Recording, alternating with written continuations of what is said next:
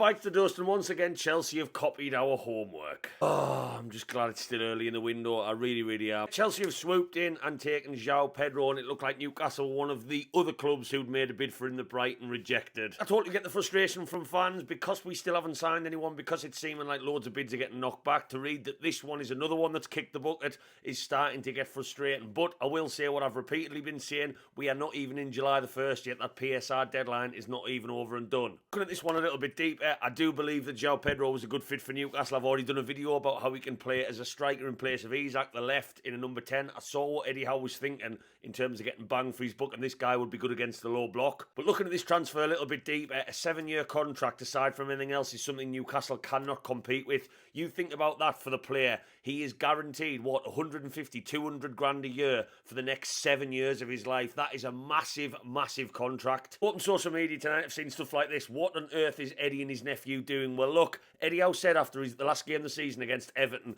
when he was asked about making marquee signings, he said Newcastle is still not in a position to do so. A massive fee plus ginormous wages. Well, 7 years of wages plus a £50 million fee is something Newcastle are still not in a position to be able to compete with. I totally understand some of the questions that are being asked. If Joao Pedro is a player Newcastle have looked at for a long time, why have we not found out sooner he was never interested in coming, etc. But again, it's been reported that Joao Pedro, who already lives down south, wanted to stay down there. Brazilian, the London life, I get it, and that's something Newcastle historically have had to deal with for a very long time. So look, Eddie liked Joao Pedro, we liked Joao Pedro, we made bids, it was rejected. He's never interested in coming to Newcastle. Apparently Chelsea have swooped in. I say good luck to him. Him and the other 250 strikers he's got to compete with not to be on that substitutes bench next season. We tick this one off, we move on. Not time to panic yet because the window is still a long way to go. July's a massive month and there'll be a list of targets now to move on to the next one.